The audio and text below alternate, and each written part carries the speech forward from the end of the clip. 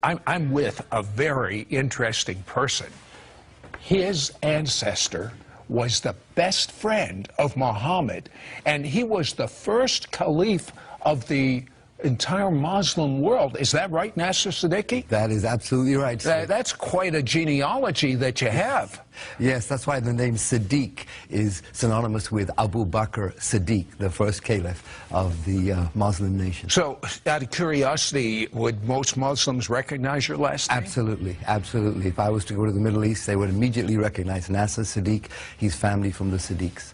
And speaking of family, he came from a very prosperous family, but he didn't do so bad himself. By 35, he was a millionaire. He had all the neatest cars and homes and everything Hollywood says they'll make you happy. But you know what?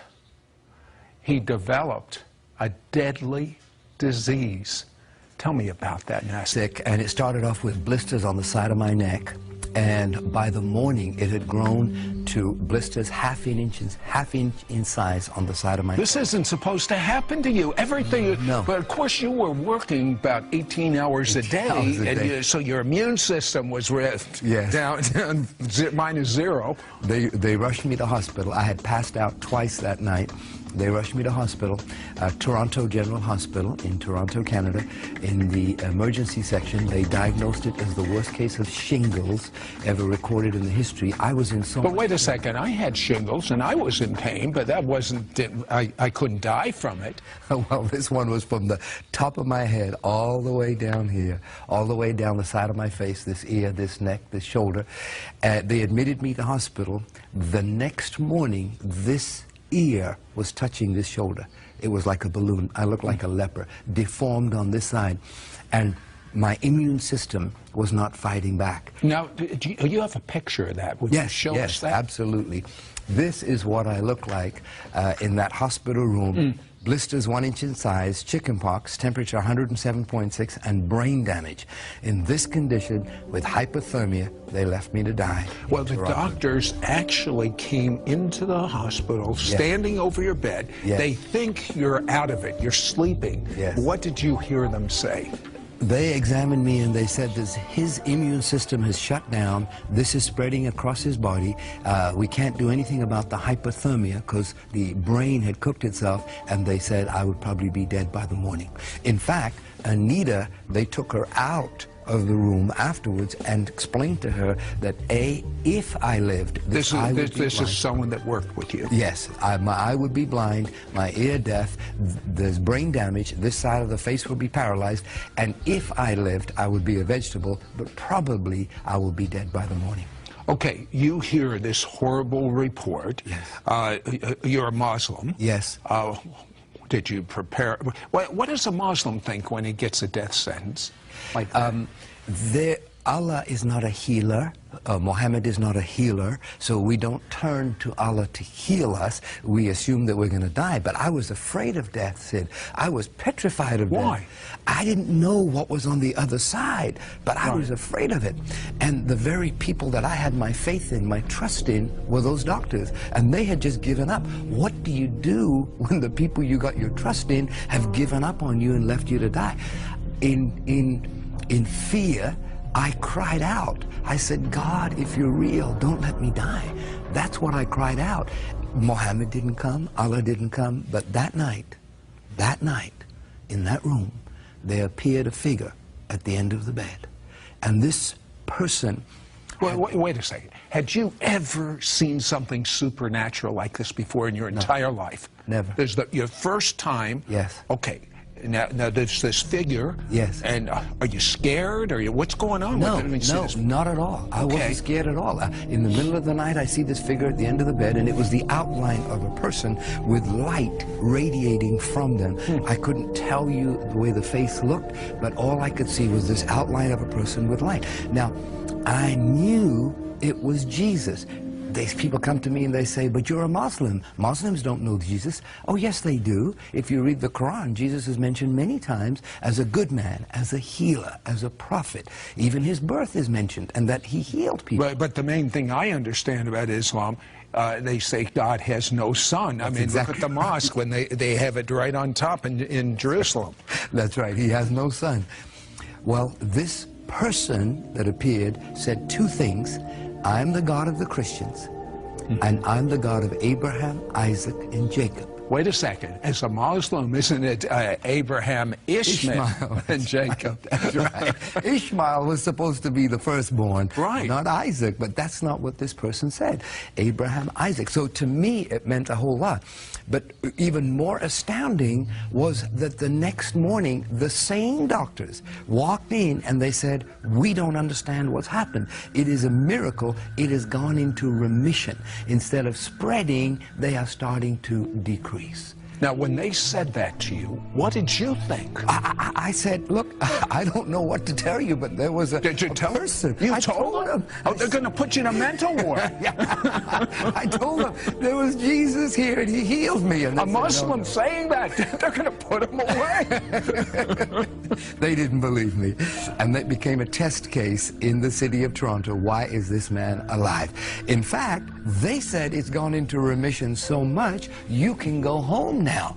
And I said, no, I don't want to go home. That was my security. That little room was my security. You wanted that man to come back? Yes, absolutely. They released me the next day.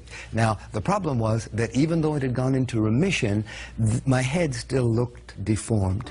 Right. And so when I would walk down the street, people would cross over the other side. They didn't know what was wrong with me. But what did you do with this man saying, I am the God of Abraham, Isaac, and Jacob? Well, Isaac!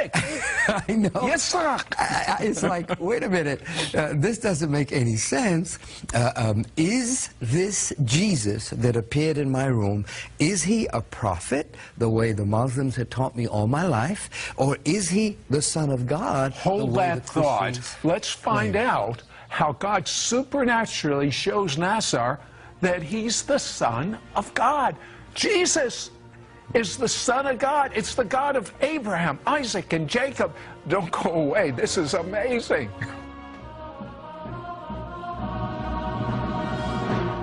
We'll be right back to It's Supernatural. Hello, Sid Roth here with Nasser Siddiqui, and Nasser is a Muslim. He is literally dying, the worst case of shingles the hospital had ever seen, and a man comes in, he just intuitively knows that it's Jesus, and he's emanating such love, such light, that healing begins to start in Nasser's body. The doctors don't understand it. They release him. He wasn't completely healed, but he went from no hope to being able to leave the hospital. But he had a problem because this man that visited him, Jesus, said, I am the God of Abraham, Isaac, and Jacob. And if he knew one thing, he knew God has no son. But that's what he said. Exactly so what did you do about that? I had that burning question. Is Jesus really the Son of God? And I got home that day, the day I was released from the hospital. The next morning, I wake up at 6 o'clock. I don't know why I woke up at 6, turned on the television. There were two men, just like here, talking about that very question. And on the screen, it says, is Jesus the Son of God? My goodness. Coincidence? I don't think so. That was the very question that was in my heart. And they're talking back and forth. And they were talking about how God sent his Son to die on the cross for our sins because of his love for us. Now, as a Muslim, what did this mean to you? It's so strange. Well, as a Muslim, I was taught all my life that to know that you're going to heaven, your good works have to exceed your bad works. And it's only through works. The only exception of that in Islam is called jihad. Jihad is when you die for your cause. You die for your God. And here I'm hearing these two men talk about not dying for your God, but your God dying for you. I'd never experienced that kind of love in my life. And I said, could this be true? Could it be true that God, the Father, sent Jesus, the Son, to pay the price for my sins, for everything that I've done wrong? This was all new to me, but it was exciting. And these men were talking back and forth that yes, Jesus is the Son of God, and yes, it is documented that he walked the earth, and it is documented that he healed, and it is documented that he died on the cross and paid the price for the sins of all men. So what happened with this horrific disease that you had? Well, that day when that program finished, I got on my knees. They led me in a prayer. I asked Jesus to be the Lord of my life. I found a photograph of the way I used to look, and I started praying to this Jesus. Can you make me look like this again? I'd looked 75 years old. I had my whole face is aged. 5 days later, I woke up at 5 o'clock in the morning. The doctor said, don't scratch the blisters, they're contagious. But I saw some on my pillow, so I must have scratched them in the middle of the night. I got out of bed, stood under the shower, said for an hour and a half, every single blister from the top of my head, my face, my ear, my neck, my shoulder, fell. And the skin was red like raw meat. And the doctor said I would have white blotches, but as you can see, there's no blotches.